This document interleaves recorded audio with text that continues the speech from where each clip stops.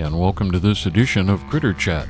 Today we're going to travel to German Valley, Illinois, home to Critter Camp, which is an exotic pet sanctuary founded and run by Beth Randall.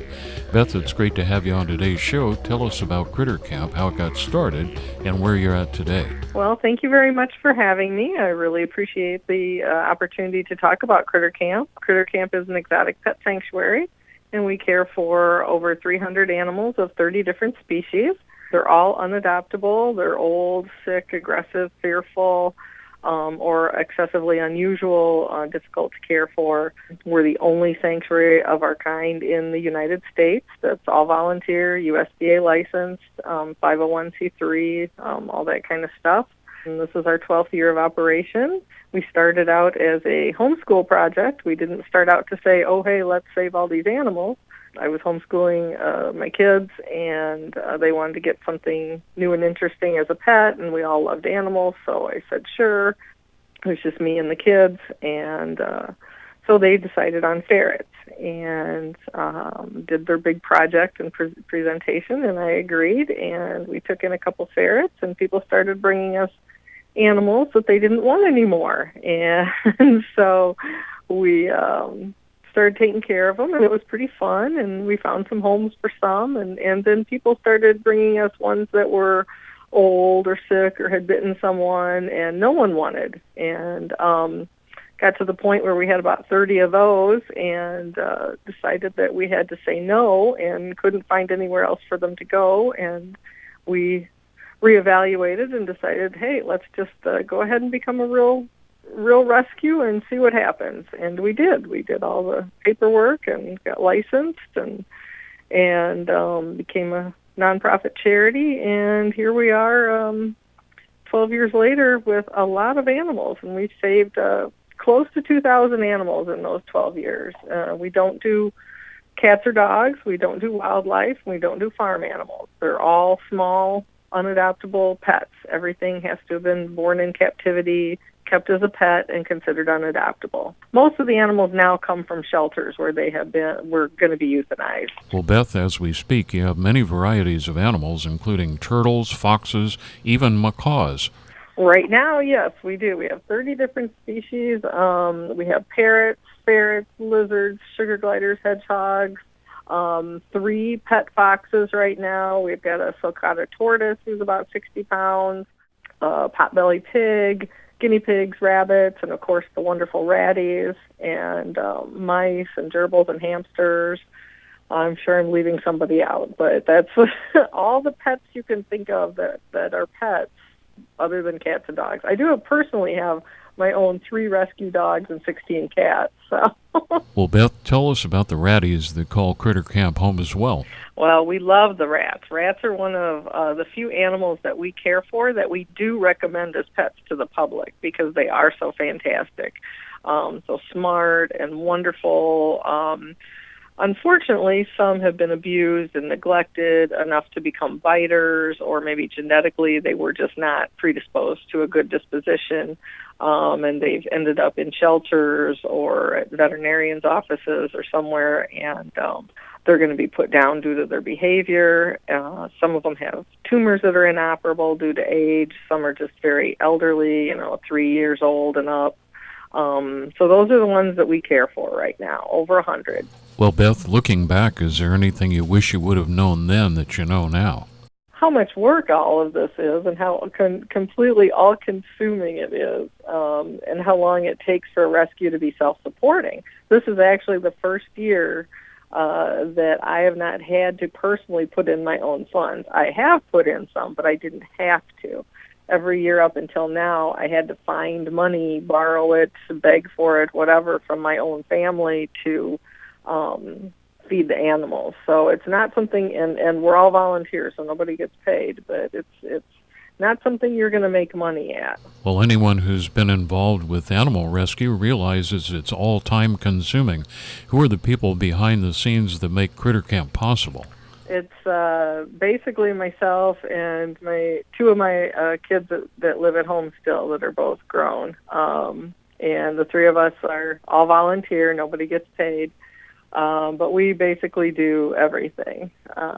We have a handful of volunteers that come on occasion to do larger cleaning projects, like when we do some power washing and when we scrub down the barn and things like that. So, but mostly it's the three of us.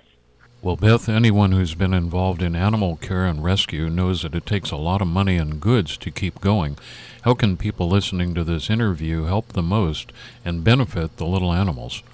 Well, we always need funds. One of the things about the animals we care for, our small companion animals, is that most animal funding sources specifically exclude exotic pets, and many more are specifically only adoptable animals, and all the rest are just cat and dog. And so we have very, very few funding options. So individual donations is where we get most of our funding, and our website is crittercamp.org, and there's a donate page on there.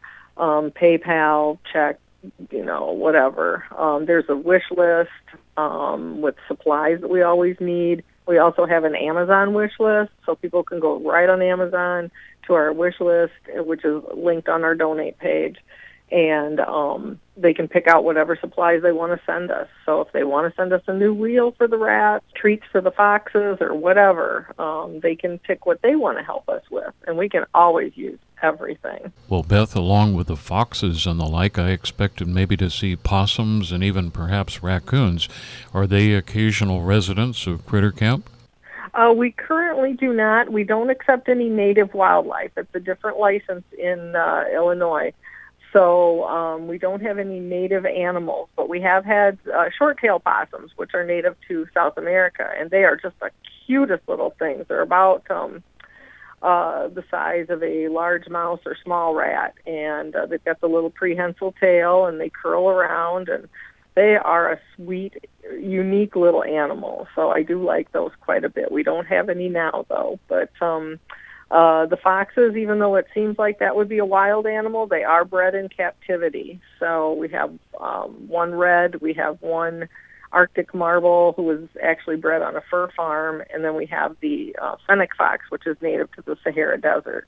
And again, those are all bred at breeders that people buy as pets and don't know what they're getting into.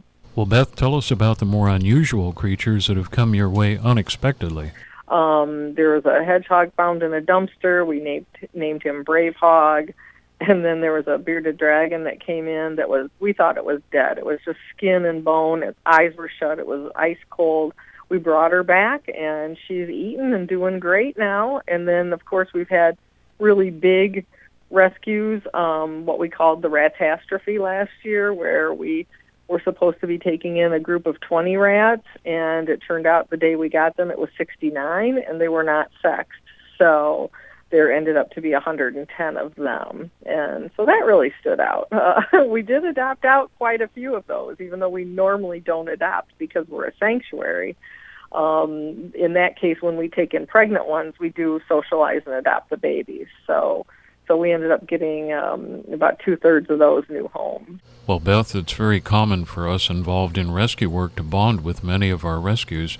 Have any of your rescues become your personal pets that are enjoying a loving forever home? Well, right now the rescue is run out of our home, so everybody's in our home. And like right now, I'm in the quietest room, which is my room, and there are 7 sugar gliders, 6 mice, and 3 degus in here with me.